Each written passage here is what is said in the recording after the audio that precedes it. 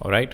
Hi everyone. Welcome to the third offline lecture, but the fifth lecture throughout for this week. Today we're discussing asynchronous versus synchronous functions, real world use of callbacks. We've used callbacks until now, but they're actually really effective or like really needed in an asynchronous function. You don't really need them in synchronous function like we've used until now. JavaScript browser architecture. How does JavaScript run inside the browser? Promises and async await. These are the high level 4 concepts we need to discuss. Let's get right into it. Number 1. What does synchronous mean and what does asynchronous mean? I'm talking about these async versus sync functions. What does synchronous generally mean in English? Synchronous means together, one after the other, or sequential. These are sort of Prayavachi or synonyms to synchronous. It means something that runs one after the other or things running sequentially. Synchronous and sequential are sort of interchangeable. Only one thing is happening at a time. Let's think of this in a real world use case. Let's say you're trying to cook food. You're trying to cook Maggie. If you turn on gas, then boil the water and look like while the water is boiling, you keep looking at it. Once the water is boiled is when you go and start to chop vegetables. Once you're done chopping the vegetables, you go out and pick the masala. And then you finally put the masala in, then you put the Maggi in. If you're doing all of these things one after the other, that is a real world example of you being synchronous. You doing only one thing at a time. Compare this to asynchronous. It is the opposite of synchronous. It means things are happening in parts. Things are happening parallelly somehow. Multiple things are context switching with each other. For example, it might happen that you ask your friend and tell them, bro, please chop the vegetables while I'm boiling the water. Or you start boiling the water and then you let it be. You let it boil on the side. You let it go from 0 degrees Celsius to 100 degrees Celsius while you are chopping the vegetables. So there are two tasks happening parallelly. That is high level what asynchronous means. And what is synchronous? Synchronous, as the name suggests, is sequential. Only one thing happening at a time. You're not able to parallelize things. Let's build some intuition for asynchronous and synchronous functions. Human body and brain is single-threaded. If you really think about it, humans can only do one thing at a time. We can't really multitask. We can only do one thing at a time, but we can context switch between tasks or we can delegate tasks to other people. I as a human can only do one thing at a time. If you tell me to cook, I will, as I said, first try to boil water, then I'll try to cut vegetables, then I'll try to take out Pepsi from my fridge, then I'll try to go back and look at whether or not my water has boiled. I can only do one thing. I don't have 10 hands. I have 2 hands, but at a time, if you high level think of it, the human brain is sort of single threaded. We can only think of one thing at a time. But we can, number 1, context switch, which means I can go to the boiling water, check if it is boiling. Okay, it is boiling. Middle of the task, I can go and chop some vegetables. While I'm chopping vegetables, middle of the task, I can go and get something from my fridge, go back to the vegetables, go back and look at the boiling water. So I can context switch between tasks. But at a single time, I'm only doing one thing. Number 2, how else can I parallelize? I can call a friend. I can delegate tasks to other people. I can be like, bro, I'm boiling the water. You please cut down the vegetables. So human brain, even though being single threaded, can somehow do multiple things at the same time by either context switching or delegating tasks to other people. The same is true for JavaScript. JavaScript is single threaded, but it can also context switch and delegate tasks to other sort of processes. We'll see how that happens. Let's say you have 4 tasks. You have to boil water, you have to cut vegetables, you have to cut the Maggi packet or open the Maggi packet, or Maggi is basically a famous noodle in India. And lastly, you have to get ketchup from the shop nearby. You have to do these 4 tasks. Now it's on you whether you want to do them together, parallelly, sequentially, but you have been given these 4 tasks to create Maggi as an output by the end. How would you do this? Would you do this synchronously or would you do this asynchronously? Let's look at both of these cases. All right, so this is the problem statement again. Feel free to pause here and look at the problem statement. I'm going to first show you how you would do this synchronously. Okay. If you're doing this synchronously, as you can see, there is an angry woman here because she's very angry because she's doing it synchronously, and that is going to make her really slow. Number 1, she puts the water on boil and stares at it while it goes from 0 degrees Celsius to 100 degrees Celsius. That is her first task. She's only focusing on her first task. She's doing it synchronously. Once that is done, she goes here and starts to cut the Maggie packet. Let's say it takes her 2 minutes to cut the Maggie packet. That's the total time by now is 5 plus 2 equal to 7 minutes that she has spent trying to make Maggie. Then she goes here, tries to cut vegetables. That takes her another 10 minutes. And lastly, she goes to the shop, tries to get a packet of ketchup and comes back home. Total time taken 37 minutes. As you can see, she's an angry woman right now. Why? Because she did things sequentially one after the other. This is so dumb. It would have been so much better for her to just call a friend or like tell her sister, okay bro, please go and get ketchup from me while I do these 3 tasks. They could have parallelized, but she did not do that. Why? Because she's a angry synchronous creature. Now let's look at how you would do the same thing if you were allowed to parallelize somehow, if you could do some asynchronous things. Or could you multitask? More technically, could you context switch and could you delegate your tasks? Let's see. This is a happy person now. He is open to parallelizing creation of Maggie. He is open to context switching. What does he do? He turns on the gas, takes 2 seconds, forgets about it, doesn't look at it, doesn't stare at it, doesn't wait for it to go from 0 to 100 degrees Celsius, just turns it on, goes on to delegate the ketchup getting task to a friend. Delegates the task to a house help, tells them, hey, I am doing these 3 tasks. Please do this one task, go out and get me a packet of ketchup. So Kamala Didi has been introduced here. She's also very happy. She is doing her task while this guy is focusing on these 2 tasks that are left. So for the first 2 minutes, this guy cuts Maggie. She is on her way to the shop. Then he just checks on the water for 1 second, just making sure things are on the up and up. The water is starting to boil. And by this time, she's also on her way. It has been 2 minutes and 1 second. She's on her way to get the ketchup, hasn't yet reached the shop. Then this guy is cutting vegetables for 8 minutes. And let's say she's back by then. Let's say it took her a total of 10 minutes to come back from the shop. This guy, in those 10 minutes, spent around 2 minutes here and 8 minutes here. He's still cutting vegetables. It's in the middle of cutting vegetables. She's back with the ketchup. She's waiting for her master. Okay, bhai, please, whenever you're free, let me know. I am here with my bottle of ketchup. Lastly, when 10 minutes happen, this guy's cut the vegetables, so he's good to go. And she's been waiting for 2 minutes to finish. And by this time, since this guy's free, he can take the ketchup from her and, do whatever he has to from here. What is the total time in this case? The total time in this case is 12 minutes. Now this case is slightly different from the last one. Ketchup getting time here has been decreased to 10 minutes, but still it is much better than the last case where you were doing everything sequentially. One thing here was parallelized, and this guy also context switched between boiling and Maggie and this thing. He never stood there to watch the boiling water go from 0 to 100 degrees Celsius. Let's look at it diagrammatically. Turn on the gas for 1 second. This guy does these 2 tasks, takes 12 minutes. This girl takes 10 minutes to get the ketchup. And finally, by the end of it, Maggie is ready in 12 minutes. Is this a better approach to create Maggie? Yes. Why? Because you've been able to parallelize tasks. You have decreased the total time to be taken to create Maggie by a lot by parallelizing and context switching. This is the difference between async and sync functions. Whenever you have a synchronous function, you have to wait for it to complete before you can proceed to the next one.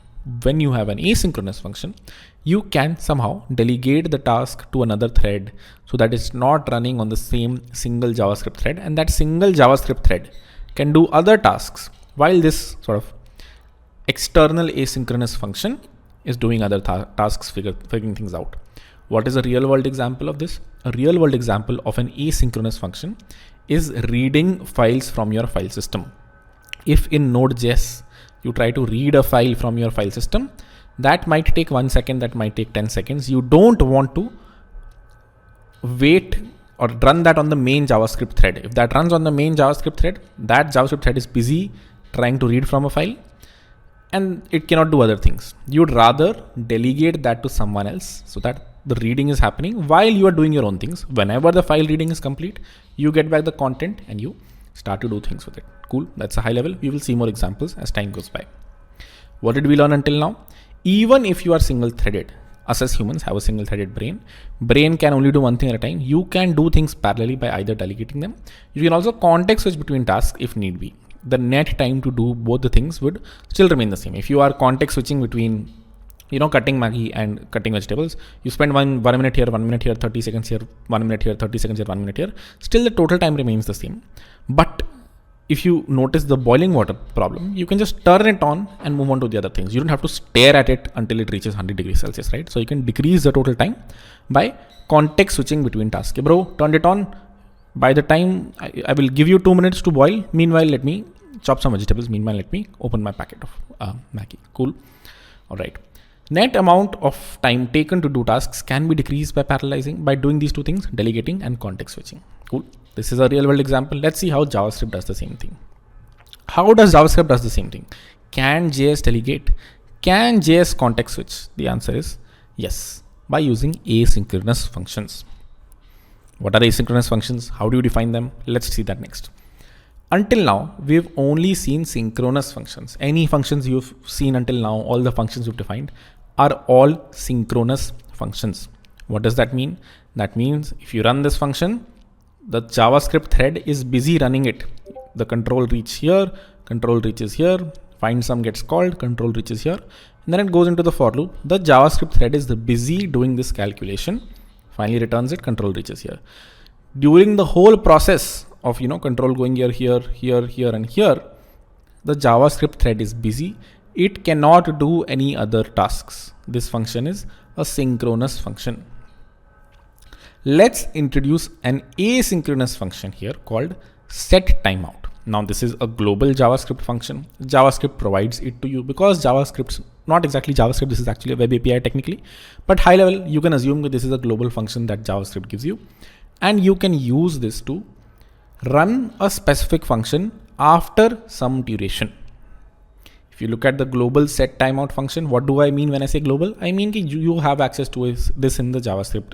Whenever you're writing JavaScript, you don't have to define it separately. It's just like function is available to you, return is available to you. This is a pre-made function that JavaScript made for you. Okay, haan bhai, use it. This is a very common use case. What is the use case? Running a specific function after some duration, this duration being in milliseconds, which means in this case, when I run this code, control will reach here, function is defined, control will reach here, function is defined, control will reach here. This will say, okay, find sum till 100 needs to get called after 1000 milliseconds, which is 1 second. And then after 1 second, control reaches here, and this function runs. The question is, Harkiyat, how is this an asynchronous function? What makes this an asynchronous function? Great question. This is an asynchronous function because when the JavaScript thread reaches here, then reaches here, then reaches here, it does not wait here for 1 second. I repeat, the control reaches here, set timeout is like, okay, I need to call this after 1 second. Cool. I will let you know after 1 second. This is similar to Kamla Didi. You have delegated the task of calling this after 1 second to someone else, and you will proceed to your lines of code that come after it. This is what makes it an asynchronous function. Compare this to it being a synchronous function where you can be like, bro, I'm going to be here and I'm going to be stuck here for 1 second. After, it's like looking at the boiling water, right? Even though I know this needs to be called after 1 second, if I keep staring at it, if I stay here, then that makes set timeout a synchronous function. Can you create a synchronous set timeout function? Yes, you can. But what is the global set timeout function that you have access to? That is asynchronous. JavaScript has written it in a way, okay, bhaiya, control reaches here, that is fine. This will get called after 1 second. You proceed.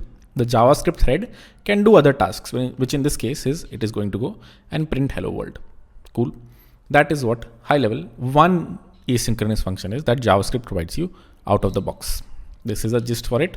Let's try to run it quickly as well. So I'm going to copy it, going to go to REPL.it,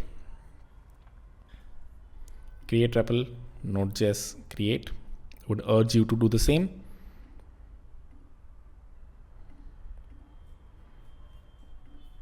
Paste, oh, see daisy. Go to the gist, copy over the code, paste it here and run it.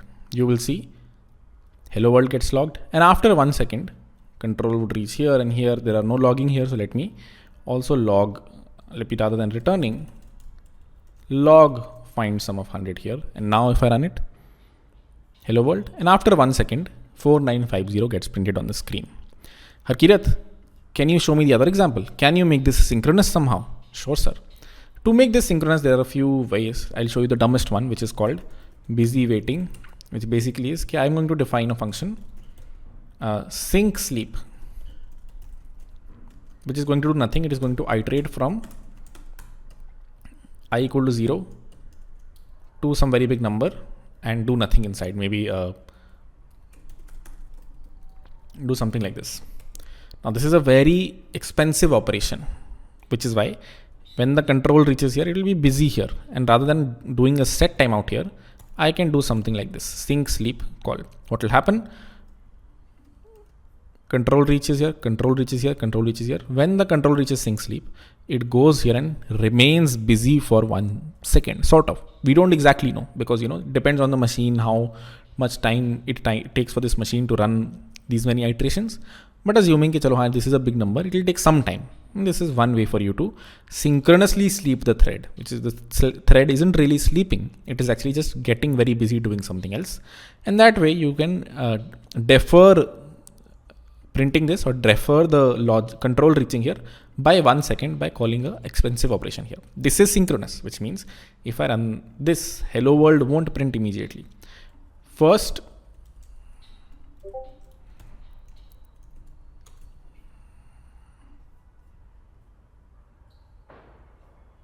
as you can see, it's taking a lot of time because this takes 4 seconds maybe. But first 4950 rendered, then hello world rendered, which means we slept for some time. Then this function got called, which logged this thing right here. Then hello world got called. But if I comment this line, the sync sleep, and start this line, now even though finds till 100 is above this console.log, set timeout is like, okay, bro, I am not synchronous. I am asynchronous. You tell me I have to execute this. Fine. I will execute it after 1 second. JavaScript thread, please proceed and do the next thing, which it does. JavaScript thread reaches here and logs hello world on the screen. Cool. That is why you first see hello world and then see 4950 in this case. Cool. That's a high level of a basic asynchronous function. Let's go back to the slides and proceed a little bit. We will see more visualizations soon. All right. This is how you call an asynchronous function. We've just called it yet. We haven't defined our own yet. We will eventually.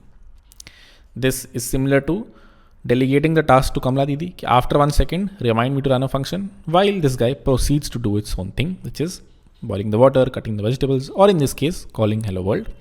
This girl's job now is to maintain the clock for 1 second. It is not to get catch up in this technical terms. In this specific example, it is to maintain a clock for 1 second. Okay, after 1 second proceeds, this guy, after it runs hello world, this guy will just, sit idle. It's like, I'm done. All my tasks are complete. I'm waiting for Kamala Didi.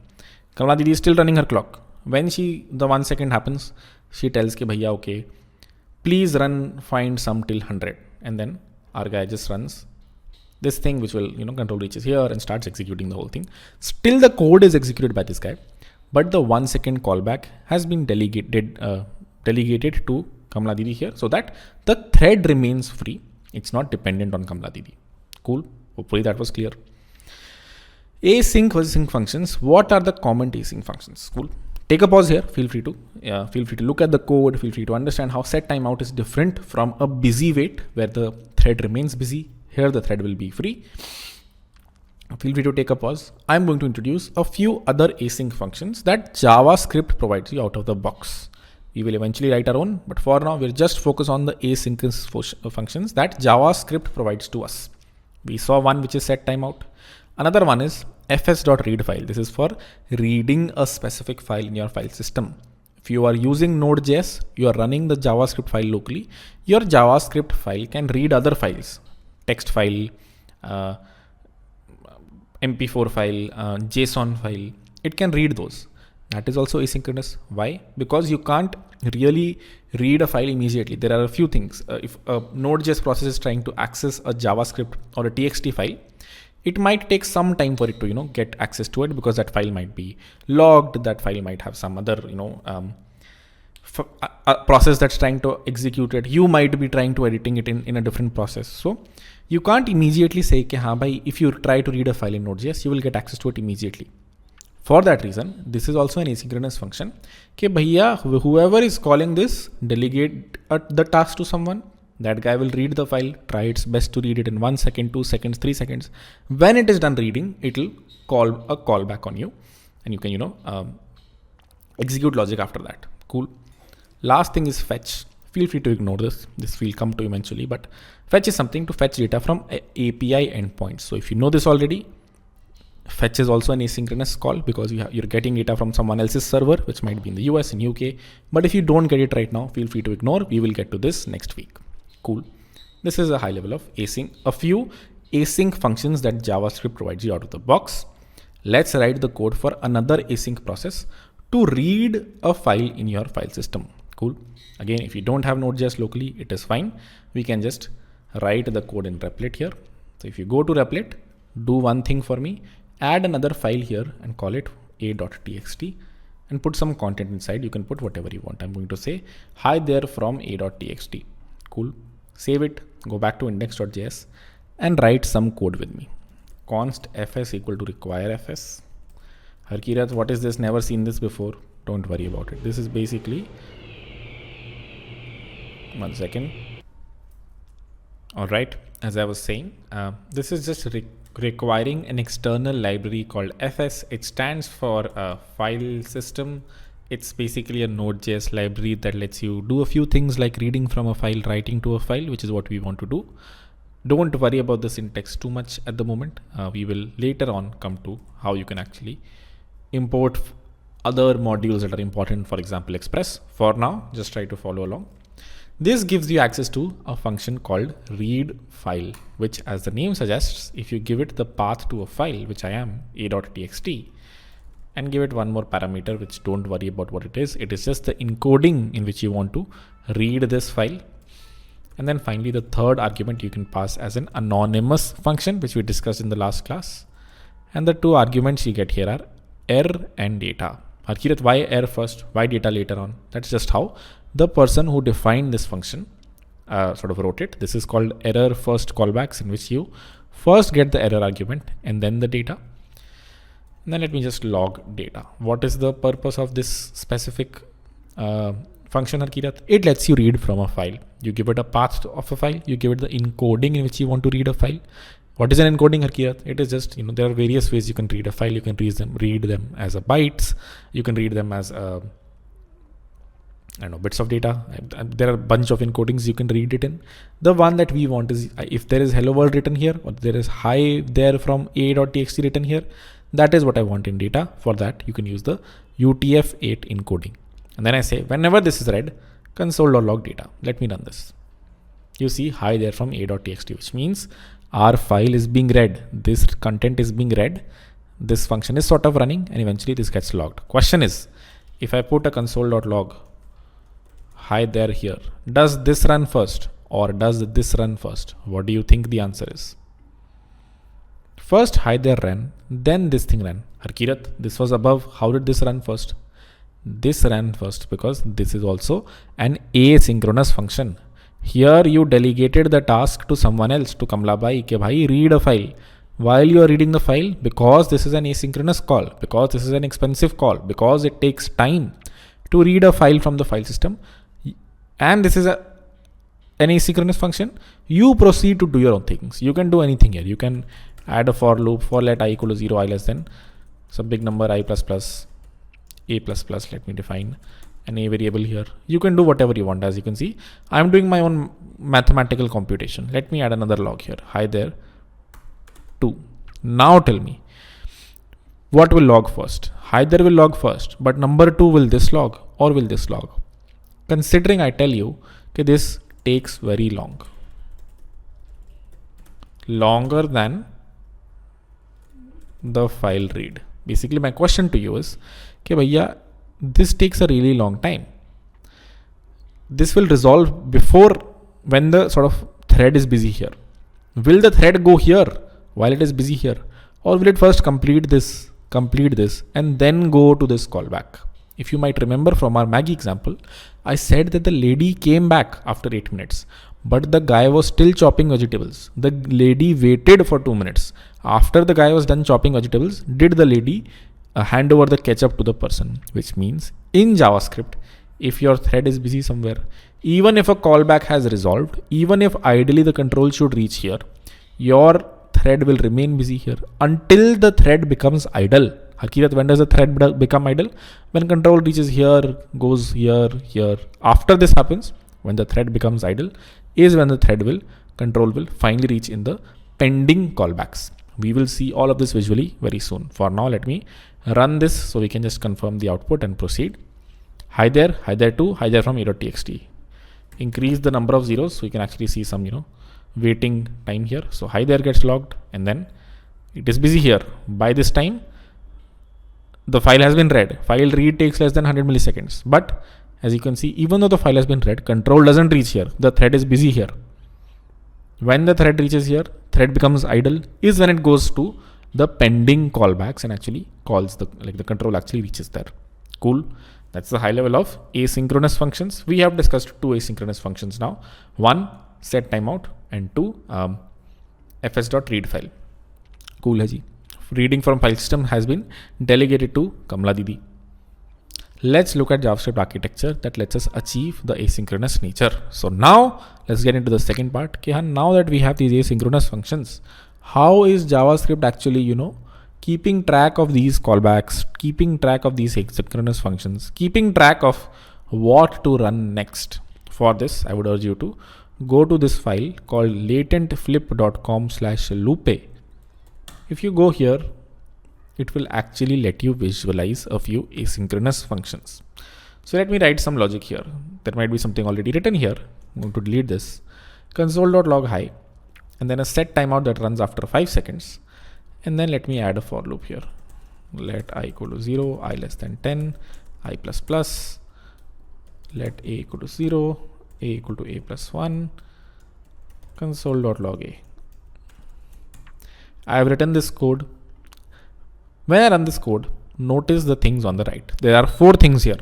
Something called the call stack, something called web APIs, something called the callback queue, and this thing that you see here is called the event loop. So there are 4 things at a high level in the JavaScript architecture that make it asynchronous and let it do the things that we've talked about.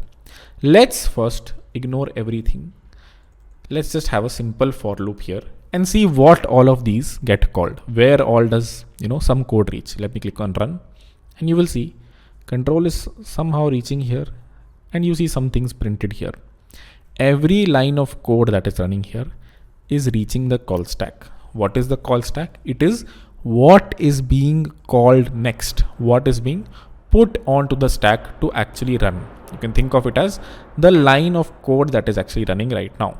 If I add a console.log hi there here, then this gets put onto the call stack. And then this gets put on the call stack. Then for loop keeps on happening. Each one of these get put on the call stack and then finally you log something. Harkirat, why is it called a stack? Seems like only one thing is put here at a time. One small variation. That is true. Only one thing is put here at a time if your code looks something like this. Let me update my code here. Let me say function calculate sum, and the body of calculate sum is what has this, and then let me call calculate sum here. Now if you notice the call stack, it says console.log hi there, it says calculate sum, and this is still in the stack. It means every function that's calling another function is put on the stack, and above it the current code is running, current code is running, current code is running. When this loop finally exits is when the calculate sum can also be popped off the stack. If there was another function call here, you would see another thing put onto the stack here. So that is at a high level how the call stack works. If you only have synchronous code, this is the only thing you need to worry about. You don't need to worry about web APIs. You don't need to worry about callback queue. You don't need to worry about the event loop.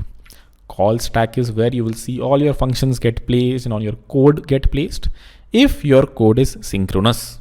Now let's introduce some asynchronous code here and see what this web API section is, what that callback queue is, what is this event loop.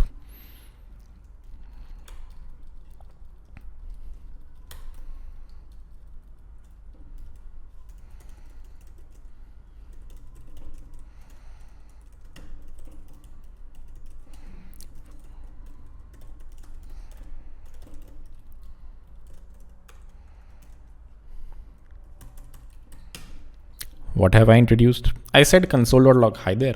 I said I'm going to make an asynchronous call to set timeout, with this being the callback function, this being the function that needs to be called after 5 seconds.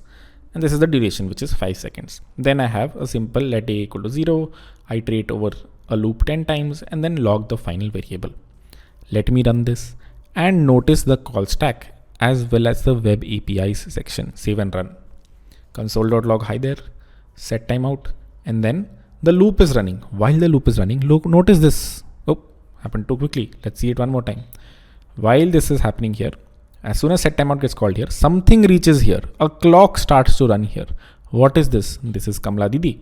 Kamla Didi is this web API section. It is what you have delegated a task to, specifically the task being wait for 5 seconds, please. Why is it called web API, sir? Because this isn't really part of JavaScript. JavaScript has where, let, const, whatever.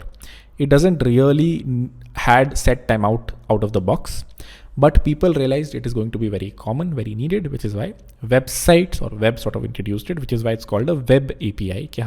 This is something that is handled by the browser, not really wasn't part of the original JavaScript spec. That is why it's called a web API. Let's run it again. Let me increase the duration. And let's notice what happens. To maybe 20 seconds. Run. You run hi there. Let's say that's equivalent to you boiling water. You call the set timeout, which is equivalent to you to delegate task to Kamla Didi. Kamla Didi is doing her shit, and while at the same time you're doing your own shit, which is you are boiling the water, cutting the vegetables. Two things are happening simultaneously. This is what is the power of asynchronous functions. You can delegate tasks to someone else. Once this guy is done, it waits here in the queue. It comes back to you and says, I'm done. You ignore them. You are busy cutting your vegetables. After your thread becomes idle, which means after this loop will finally break, is when you pull this from the callback queue, put it on the stack, and then that is how things get rendered. This is what I was talking about when I said, okay, while your thread is busy, does not matter what is in the callback queue, you will ignore it. They will keep waiting for you. Kamla Bai will be like, I'm here with the ketchup. You will be like, I don't care. I'm busy cutting my vegetables. When you're done cutting vegetables, when you're done with all your tasks, when you become idle, is when something called the event loop gets finally run. Event loop's job is to check, okay, is there something in the callback queue? If there is, it takes it and puts it on the call stack. And then that function gets called, which in our case is this function right here. So the event loop's job is, okay, after the thread is free, it is idle, it checks the callback queue. Okay, bhai, what is the latest thing I need to put back on the stack? And if there was any asynchronous task that has completed, it can get pulled from here to here. Let's run this one more time and feel free to marinate it. Set timeout gets called, clock starts, clock is running independent of our code. Code is also proceeding as it is. Clock is running on the side, Kamla Didi going out there and getting some ketchup. Kamla Didi is very slow, taking a lot of time, but once she's done, can she directly go to the call stack? Can she directly be like, Bhaiya, there's the ketchup? No. She will stand in a queue, wait for Bhaiya to finish. Once this guy finishes, once the JavaScript thread becomes free, is when it can pull things from the callback queue, which in this case, it is going to pull this anonymous function, which is this function right here. And that is what will log this. Let's put another set timeout here. This one may be for 10 seconds. Let's run it. You will see 2 clocks running now. Web APIs is handling 2 clocks. One is running slightly faster, other is running slower.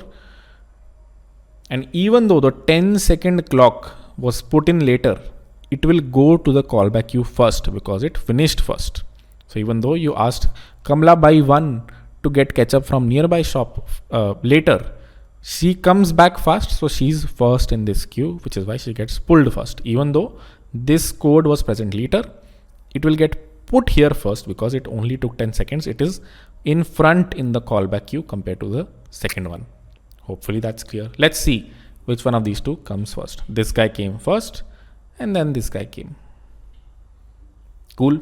Hopefully that is clear. That is a high level JavaScript architecture. At this point, you can say I understand synchronous functions. I understand asynchronous functions. I understand how JavaScript handles them. How is it able to parallelize sort of tasks due to its asynchronous nature? Cool. Let's go back to the slides. Let's see what's next. This is a checkpoint. We understand asynchronous functions versus synchronous functions. Real use of callbacks is something we didn't discuss, but the high level is that bhai, callbacks actually only make sense in asynchronous functions. In a synchronous function, you don't really need a callback.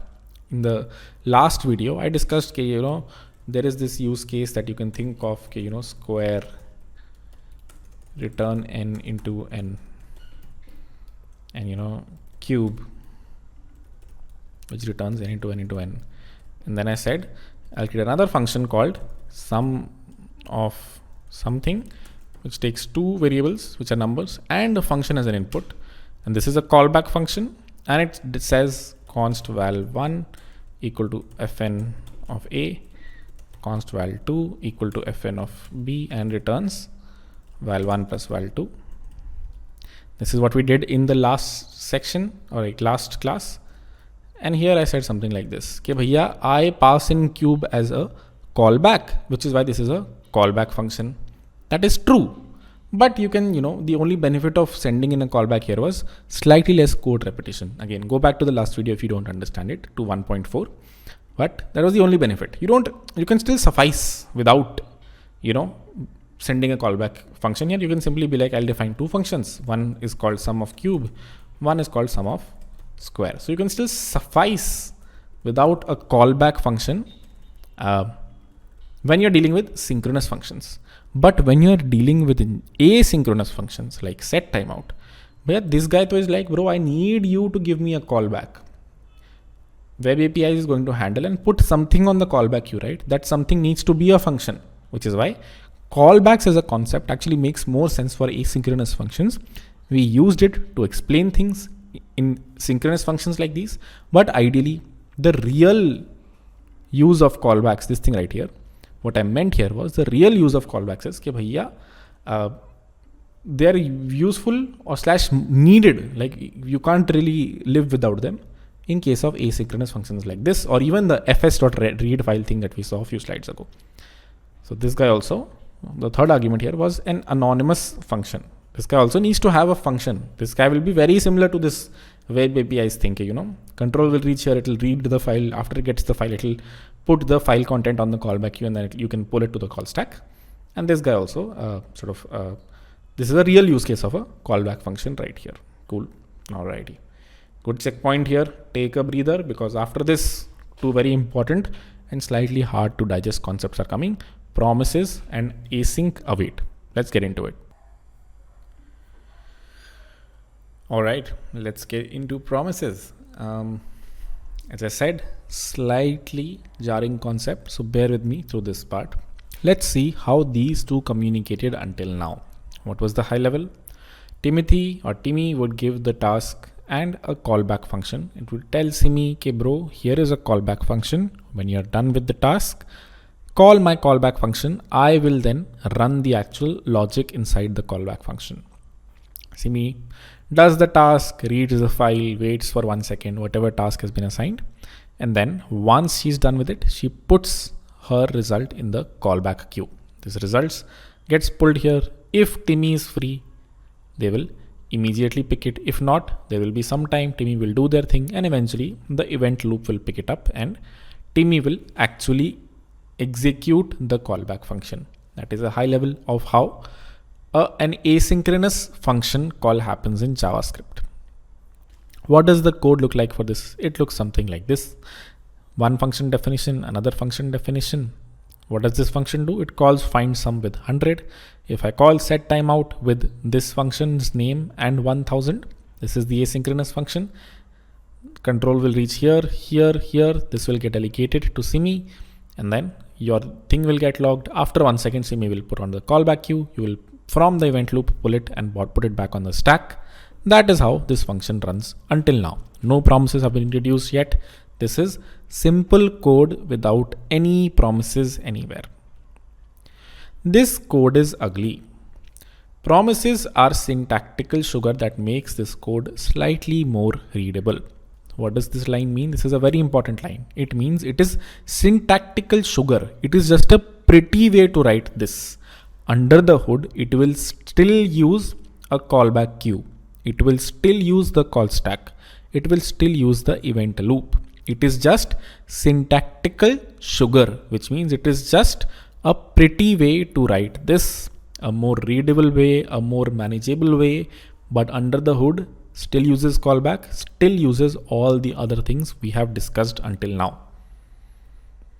Until now, we've only used other people's asynchronous functions like set timeout, fs.read file, things that other people have written. How can we create an asynchronous function of our own? Let's see that. This is the ugly way to create an asynchronous function of our own. I'm going to create a wrapper around the read file function. Basically, I'm defining a function which takes a callback and I'm saying fs.read file a.txt utf8 function error data callback of data, which means if I ever call Kirath's read function and pass in a callback, whatever the file content that gets read from a.txt gets sent to the callback function, which in this case is onDone, and this data gets logged here. I am just creating a wrapper on top of fs.read file. You might say, Harkirath, that means you haven't created your own asynchronous function. You are just creating a wrapper. Yes, it is just a wrapper on top of the asynchronous function, which is fine. Usually, all asynchronous functions that you will write will be on top of some JavaScript provided asynchronous function like setTimeout or fs.read file.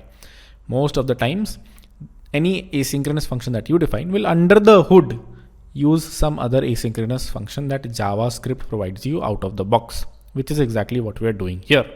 We defined a function which is just a wrapper on top of fs.read file. We decrease the number of arguments because we were like, chalo, we know that this is going to just read from a.txt. We said we are going to assume UTF-8 is the encoding. We said we are going to ignore the error argument that you get in this callback. We defined a simpler function, which is a wrapper on fs.read file, which does the same thing. And if anyone calls it, they will pass in a callback, and that callback will get called with whatever the contents of this file is. If you want the Timmy Simi analogy here, Timmy's control will reach here, control will reach here, control will reach here. Timmy will be like, hey Simi, can you please read the code base and read the a.txt file, and whenever you're done, please call this onDone callback. And then Timmy goes on to do its own thing. It doesn't have any lines of code here, so it basically sits idle. And then Simi is like, okay, I've been given a callback function that I need to call. Let me go out and read this file. It reads it, Timmy reads it, and then calls the callback function. This is similar to, Simi coming back with a ketchup bottle and telling कि भैया ketchup bottle has been here, yellow, take it. Similarly, here it reads the file, and once it has read the file, it tells कि भैया, here are the contents of the file, do whatever you want with it, which in our case, we just log it. Cool.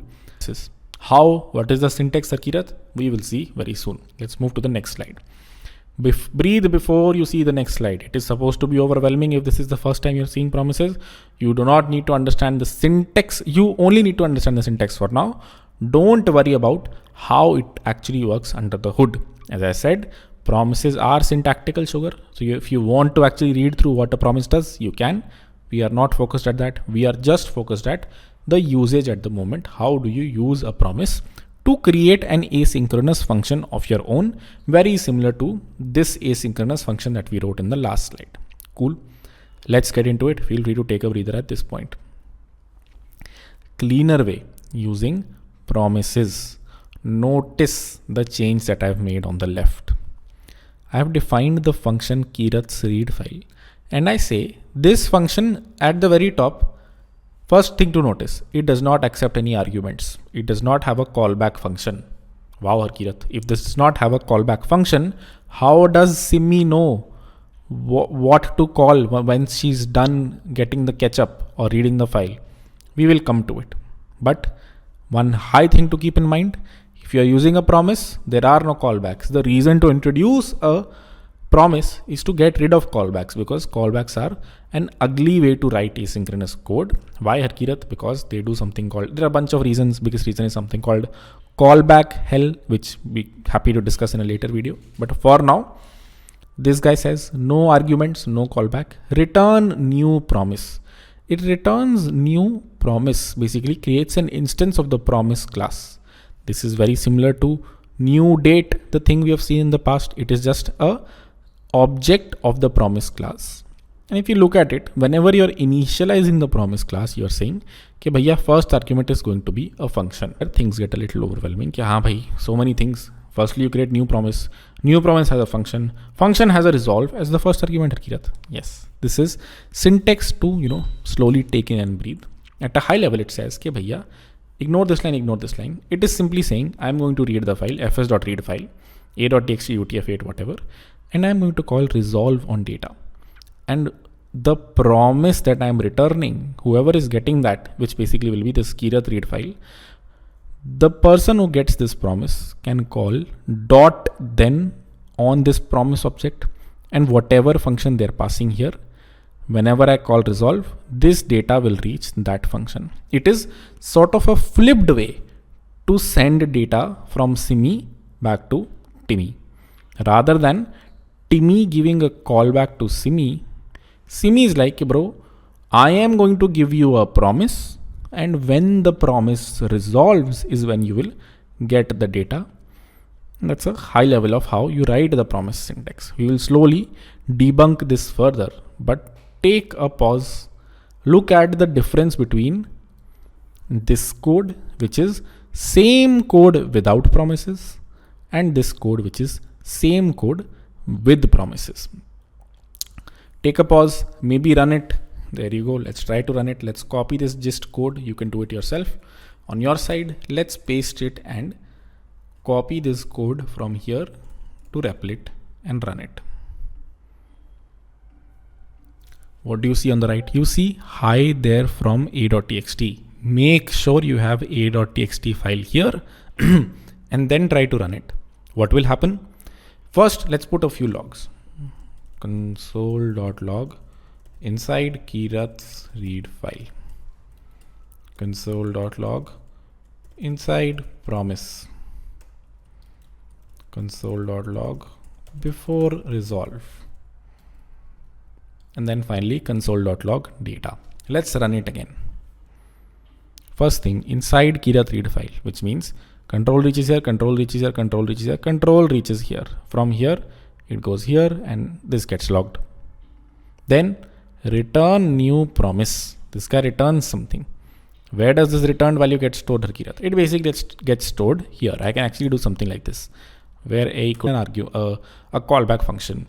Now I'm saying, okay, bhaiya, I'm going to take this, whatever this returns, what does this guy return? It returns a promise. If you look at it, just like I return 0 here, if I want to, or 1 here, or hello world here, I am returning a new promise. If I actually log this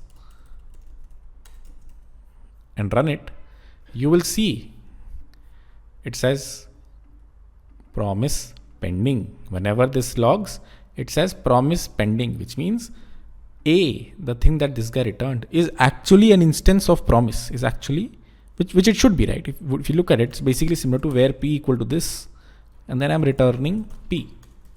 I'm returning an instance of a promise. How that does all the asynchronous logic is a different question. But my Kirat's read file returns a promise, which is what I log here. And after I log it, I say a.then on done, which means, bhaiya, whenever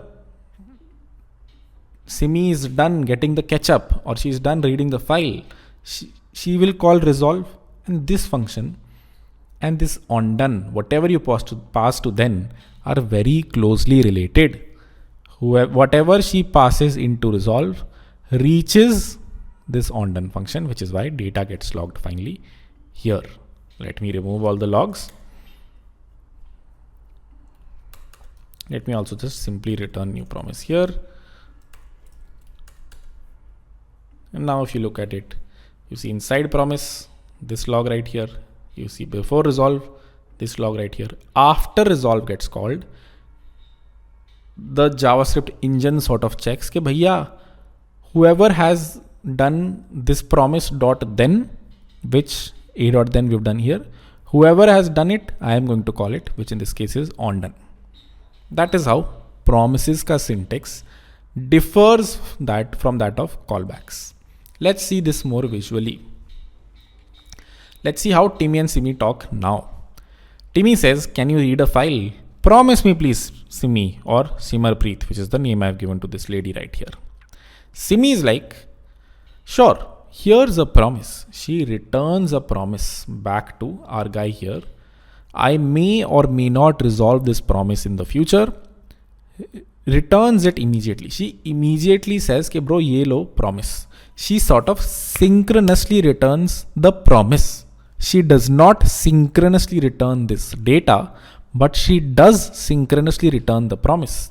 That is why I was able to log it right here, because when the JavaScript thread runs, it reaches here, it reaches here, it reaches here, it gets back the promise synchronously. I can then log it right here. But the data of the promise comes asynchronously, comes eventually.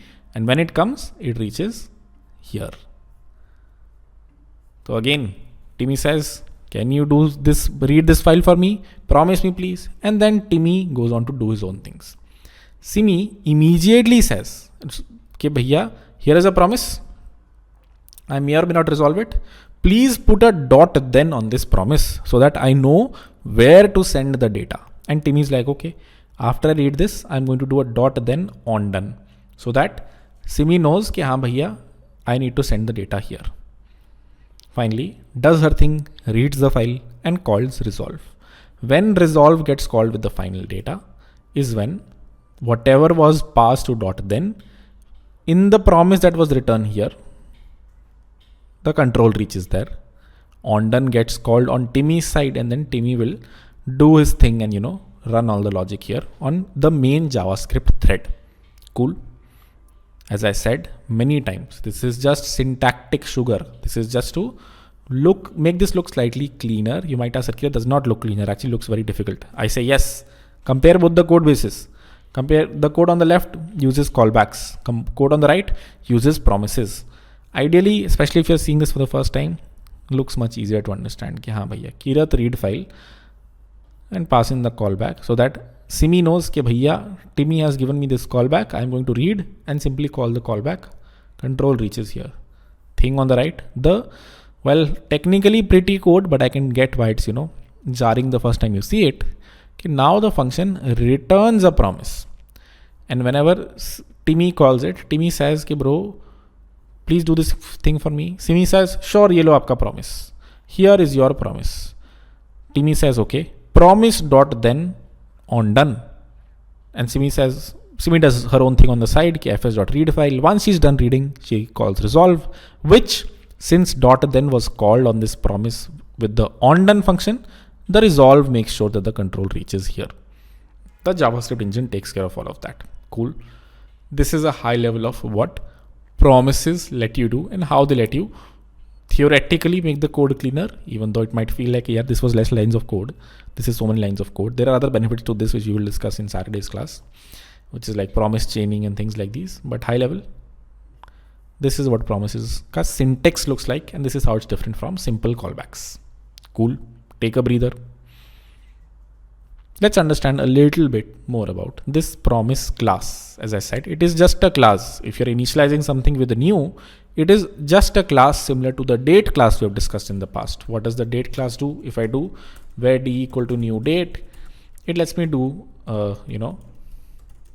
d.get time or d.get date. And if I run this, I see 7 here because today is 7th of December.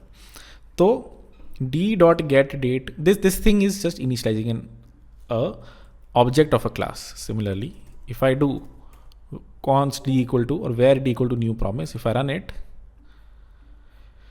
it is similar to me initializing a class, but there is one specific thing about promises. Okay, whenever you are initializing it, you have to give it the first argument as a function, and the function also needs to have the first argument, which is resolve. Can I name this something else? Sure, you can name it R, you can name it on done, but at a high level, this is the only way to sort of initialize a promise. If I run it now, it runs fine. If I do a console.log d, I see the promise. Even outside a function, you don't necessarily have to, define a function and only inside can you return a promise. No, you can define, it's just a class. You can define the object of the class anywhere. What does it say? It says promise pending. What does pending mean, Harkirat? It means that on done hasn't been called yet. A promise can at a high level have three states: pending, resolved, and rejected. Rejected we will discuss on the weekend. Pending and resolved, as the name suggests, कि भैया चलो let d be this and let me do d dot then on callback, and then we define a function callback, and here let me do console.log d. What have I said? I said कि भैया d is this new promise. D dot then callback whenever d resolves, which doesn't matter what the name is. Basically, whenever the control reaches here, the control should reach this line right here. And if I log d here, you will notice that I am offline, which means my internet is down. Or is it? No, replit is down. This is exactly why we are creating a replit comparator. Let's try that one more time. Yep, not working. Have they blocked me? Do they already know I'm creating a comparator? Okay, let's run this as a new one. Seems to work. And what does it say? Promise undefined. What does undefined mean, Hakirat? Why is it undefined? It is undefined because I didn't send any data back. When you send Simi to get ketchup, she can come back and say like, oh, don't have anything. Or usually, whenever you call any asynchronous function, it will return you some data, like the ketchup, for example. So here, if I return this, is when you will, if replit works for once, you will see foo written here, which means you can actually see the data. Like the promise says foo inside. If I log the same thing outside, which means before the promise is resolved, what would you see? Foo only you see, which means since it is immediately resolved, I'm assuming it gets resolved here. Let's see. Let's put a set timeout here. Basically, that should do it.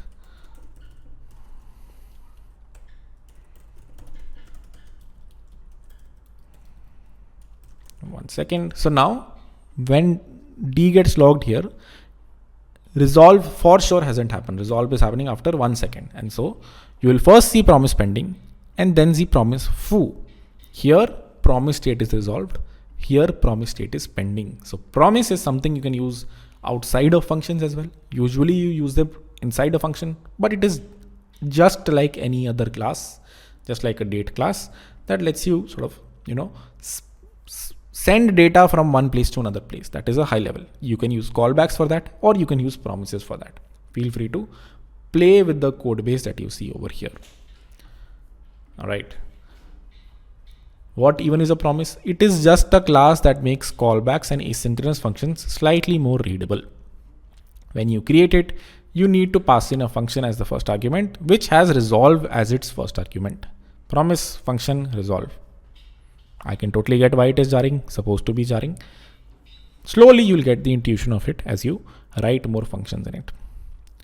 Here is a simple problem that a promise that immediately resolves. Const p equal to new promise, resolve hi there, p dot then function, and I can log p here. If I run this, what gets logged? Promise hi there gets logged because the promise is resolved by the time the control reaches here. Place for the writer of the async function to do their magic, get the ketchup, and call resolve at the end of the data. So whenever you're defining a promise, the goal is at a high level. Okay, bhaiya, you do some asynchronous magic here. You make a database call, you read a file, you wait for 1 second, you get some ketchup. That logic is always put here. And once that is done, once you've done some asynchronous logic, is when you call resolve with your final value. And the thing at the bottom is whatever is put inside p dot then, given p is that promise that eventually gets resolved, this control gets called. Dot then gets called whenever the async function resolves. Whenever resolve gets called here, dot then gets called. And the argument to this is the same, that thing that you're sending here. So if there was a data variable defined here, and if I log data, I would see hi there written over there. Cool. Feel free to take a pause at this point. All right. What does this say? Dummy async function that almost immediately resolves. This is a dummy simple. So basically this was without a function. Let me just, put this inside a function so we actually see some use case, even though, this is just a dummy resolve. So nothing fancy happening here. Ideally, as I said, there would be some async logic here, like reading from a file or, waiting for a second. Dummy async function that almost immediately resolves. This is how you write the logic for it. This is how you will write asynchronous functions of your own that are using promises and not using callbacks. Actually logging the data with what the function above resolved with. Value dot then function data. You get back some data and you actually log it to the screen. Cool. This is how you log data. This is how you, after you've called the function, this is how Simi returns data to Timmy. This is how Timmy sort of does whatever he needs to do with the data, which in case of our Maggie example is, he'll get the ketchup so he can do whatever he wants with the ketchup here. All right. Promises. Try to marinate both the sides now. What sides? The calling side and the defining side. Thankfully, you just have to worry about the calling side. You will have a bunch of asynchronous functions which will return promises. You don't have to look at their logic. You just, do call them and do a dot then on them. That's what your life will be usually. You don't have to worry too much about, the logic inside here and writing asynchronous functions of your own. Very less you will have to do it. Most of the times you will have to just worry about calling them. But do get comfortable with both the sides. Cool. Question is, Harkirat, why even make it asynchronous, Harkirat? Seems like you're not doing something that cannot be done with a normal function. Because I have not written anything special here. There should be some async logic here, in which case it makes sense to create a promise. Right now I just wanted to show, which is why, this seems like a simple function. Rather than doing this whole magic, I could have simply done this. Okay, don't need to do this fancy magic. Just create a function that returns hi there. Na? Why are you creating a promise and then not doing anything asynchronous and then resolving hi there, which you are also then calling a dot then and then logging here? Just create a simple function, return hi there. Just do const data equal to this thing and log data, Harkirat. Why are you confusing everyone and doing promise mathematical magic wizardy stuff here? And the answer is that works. This is a bad example. This is a good example. What if I told you that you have to create a function that resolves after 5 seconds, or create an asynchronous function whose job is wait for 2 seconds and then resolve, or which can be compared to asking Kamta Bai to go and get ketchup after, and she gets it after 2 seconds. So in that case, look at this syntax and look at this syntax. This is a simple function.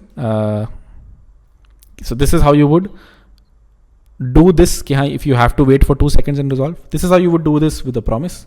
This is how you would do it without a promise. This one is, as I said, conventionally ugly. You call it and give it a argument, which is a callback function, and that logs, and this guy, calls set timeout to call back after 2 seconds.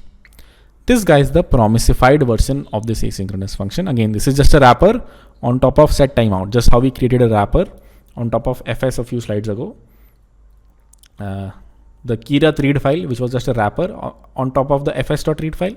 Similarly, I'm creating Kirat async function, which is just a wrapper on top of the set timeout function. In case of promises, it is const p equal to new promise, function resolve. Again, syntax you have to get comfortable with. And what does it say? It says call resolve after 2 seconds. And whoever calls this function and does a dot then, basically this will log after 2 seconds. This is the promisified version. This is the conventionally ugly callback version. Both do the same things. This is just syntactic sugar, which means this just sort of, you can think of it like this also converts under the hood into this only. This is just meant to be slightly more readable, because dot then do something is slightly more readable than Kirat async function passed in a function. God knows what does this function mean. What is this callback thingy? If someone does not understand callbacks, this is much more readable. Value or Kirat async function dot then, which means after this is done is when you can call some logic here. Cool. That's a high level of promisifying a async function and non-promisified async function. Now we have discussed 3 things. We've understood asynchronous functions versus synchronous functions. We've understood JavaScript browser architecture, event loop, call stack, things like these. We've hopefully understood promises. We will revise this again in the Saturday live class, but hopefully we at least get a high level understanding of what a promise is. Just a class, and it is used to sort of replace callbacks. It is just a cleaner way to write asynchronous functions on your own. Last thing I have to discuss is the real benefit of promises. अभी तक तो this felt like it here, they are both very similar only. What is the benefit of this over this? This actually looks uglier. But if you are using promises in your code, there is another way to, do this thing. Rather than doing value.then, you can do something else, which is much more cleaner. That is what gives promises the power it does. That is why everyone loves using promises, because of the async await syntax. So let's discuss that next. Async await syntax again is just syntactical sugar. Still uses callbacks and promises under the hood. Just a easy way to write code. Under the hood is still using callbacks. Under the hood, still the event loop is running. Still the callback queue is there. Call stack is there. Everything is there. Cool. Normal syntax, the promisified syntax that we have used until now. Define a function. Let p equal to some promise. Return p. And this guy says, call this thing, gets back a promise, dot then log this value. Hopefully this is clear. If not, let me copy this and open it in Replit.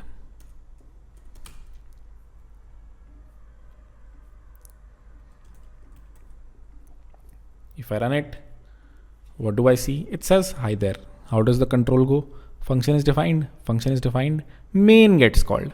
Inside main, Kirat async function gets called. And I say, bhai, whatever promise you return, dot then, please call this. I delegate a task to Simi. Simi is like, okay, I'm going to define a promise and return it to you. And this is my body, which immediately is resolving. Again, you should ideally do some async logic here. We are not, but ideally you should, do a function call, a file system read, do a set timeout, do something.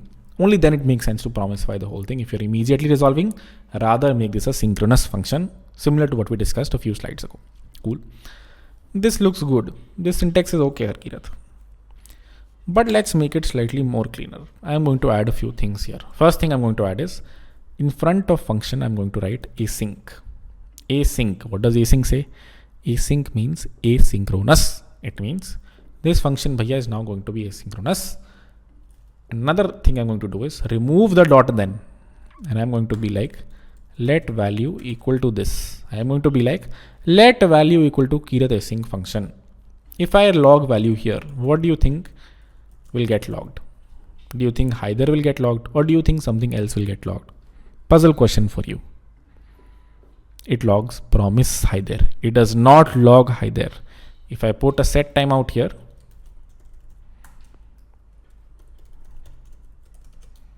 that resolves after 1 second. What do you think will get logged here? Promise pending gets logged. I'm not getting the value here. But if I put await in front of it and then run it, you will see it says hi there. Wow, Harkiyat, beautiful.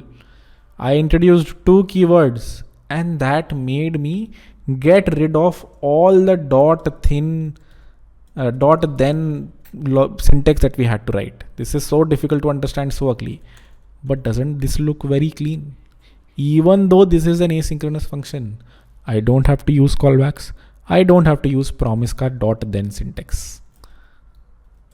No callbacks, no dot then syntax. If a function is returning you a promise, you can put await in front of it.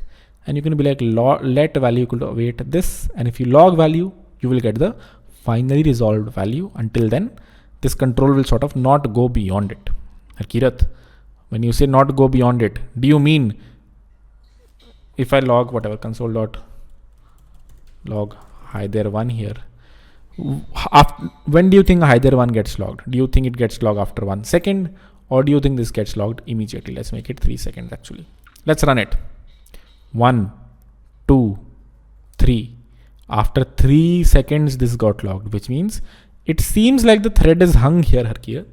It seems like you've written bad code. As when we had written the dot then syntax, if I wrote something like this, value. If I wrote something like this, Harkirat, in this case, hi there would get resolved immediately. I would see hi there 1 immediately, and hi there will come later on after 3 seconds. But hi there 1 comes immediately, as you can see, comes immediately. And when you converted this into this, let value equal to await this thing, it seems like you stopped the thread here, because hi there 1 does not get logged for 3 seconds. Does this mean you are making the thread busy for 1 second or 3 seconds here, and not asynchronous stuff is happening? No, asynchronous stuff is still happening. The thread isn't stuck here. Thread is waiting here. As I said, under the hood, same things are happening. Under the hood, this is promise only, and promise is callbacks only.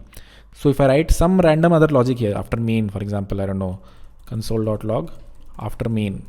If I write this logic here, main gets called, control reaches here, control reaches here. It will not get stuck here. It will move on to main. It will move on to other things. And whenever this resolves, thread will start from here. Let's run this and see. After main gets called immediately, which means control reached main, reached here. Let value equal to await this. It is awaiting here. It is like, it basically is somewhere put on the web API section somewhere. And while it is there, the stack continues. The control reaches here and this gets logged. And eventually this await succeeds, and value comes here, and you log hi there 1, and you can log the value as well. Sure, all the logic after this is stuck, but that is a conscious decision. When you say await, and put some logic after it, it is the same as saying dot then value. It is the same as saying this. In this case also, hi there 1 gets stuck, right? It will not immediately get logged. It will take 1 second or 3 seconds for hi there 1 to get logged. So similarly, just how it takes 3 seconds to hi there 1 to get logged here, if I use the await syntax, still it will take 3 seconds for hi there 1 to get logged. It is a conscious decision by the developer कि भैया I want to await. I don't want any logic after this to run, because I might need the function of this, the value of this in the logic here. Cool. That's a high level of the async await syntax. Let's look at the code again. Thing on the left, promisified syntax. Thing on the right, async await syntax. What did I add? I added async here, I added await here. That is the only high level difference. No need for dot then. Very simple, clean way to write it. Await is very important. If you don't write it, what you get back is the promise itself. If you write await, is when you get back the resolved value. Again, it's just syntactical sugar, still uses callbacks, promises under the hood, makes the code much more readable than callbacks and promises, usually used on the caller side and not on the side where you define the async function. Usually used on the caller side, not on the side where you define the async function. What does that mean? That means whoever is calling it has async await here. The person where you have defined the promise, you don't see any async here, await here. You can actually add async here, there are ways, but like this doesn't need to have async. The caller, the person that is calling this, needs to be an async function and needs to have an await here. At this point, a good thing to ask might be, why did you introduce this main thing here? Why not write this here directly? Why did you not write this here? Why did you introduce that main function? The answer is this. If I run this, it says await is only valid in an async function at the top level bodies of modules. Basically, you cannot put await at the very top level. Every await needs to be wrapped inside an async, which is why I had to write async function main here and then call main. I did not await main here because I cannot await at the top level. I simply called main, and then main sort of is an async function. I was able to await inside it. I cannot await outside it. Going back to the slides, it says any function that wants to use await needs to have this async keyword in front of it. If I remove this async keyword from here, it will start to complain for me. Await is only valid inside an async function, which means I need to put async here. And secondly, what does it say? Rather than using the dot then syntax, we add await before and get the final value in the variable. That's a high level of the async await syntax. Next slide. Again, both do the same thing. In fact, all three do the same thing, sir. Callback syntax, promise syntax, async await syntax. Depends on you what you want to use. all three do the same thing. This guy also calls this thing, should ideally do some async magic here. Call back, control reaches here. This guy also calls this thing, gets a promise, dot, then control reaches here when resolve happens. This guy also says const value could await this thing, control reaches this value when this gets resolved. All do the same thing. This ideally is just the cleanest, easier to look at, pleasing the eyes, because no dot then, no callback, no nesting, everything happening line after line. This is why people love the async await syntax. Still uses promises under the hood, promises still use callbacks under the hood. Cool. That was the last slide. Thank you everyone for joining. Hopefully this makes the upcoming week easier, because this is a very jarring concept. Promises, especially the first time you see it. So feel free to marinate it before the class. We will recover it in the class on Saturday. With that, let's end it. I'll see you guys on Saturday. Bye bye.